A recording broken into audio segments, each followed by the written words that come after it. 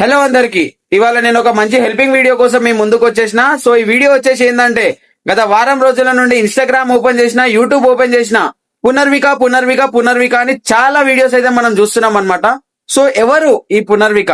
పునర్విక ఒక 9 నెలల ఒక చిన్న పాప. ఈ పాప ఒక భయంకరమైన వ్యాధితోటి బాధపడుతుందన్నమాట. సో ఆ వ్యాధి పేరు వచ్చేసి SMA. సో దీనికి ఇంజెక్షన్స్ ఉన్నాయి, మెడిసిన్ ఉంది. కాకపోతే ఒక్క ఇంజెక్షన్ కాస్ట్ వచ్చేసి 16 కోట్ల రూపాయలంట.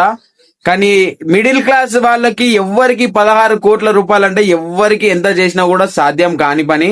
సో ఇప్పుడు మనం రీసెంట్ లా మన యూట్యూబ్ లో గానీ, ఇన్స్టాగ్రామ్ లో గానీ ఎంతో మంది ఇన్స్టాగ్రామ్ ఇన్ఫ్లుయెన్సర్స్, యూట్యూబర్స్ గానీ ఆ పాప కోసం ఎందరో హెల్పింగ్ వీడియోస్ చేస్తున్నారు, డిస్ట్రిబ్యూషన్ చేస్తున్నారు, ఎంతో మంది మనీ కలెక్షన్ చేస్తున్నారు. సో ఇలా నేను కూడా పాప కోసం మీ వీడియో హెల్పింగ్ గా మీ ముందుకు తీసుకురావాలని కోరుకుంటున్నా. నాకు తోచినంత సహాయం నేనైతే చేయడం జరిగింది.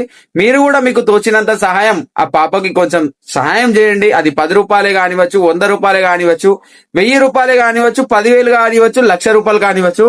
కానీ ఎంత మనం కలెక్ట్ చేసినా కూడా 16 కోట్ల రూపాయలంటే చాలా కష్టమైన పని. కానీ ఈ పాప కోసం మంచి మంచి లీడర్లు, హీరోస్ ముందుకొస్తే మాత్రం అది ఒక్క రోజులోనే ఆ పాపకి ఇంజెక్షన్ దొరుకుతుంది, ఆ పాప బ్రతుకుతుందని నేను కోరుకుంటున్నా.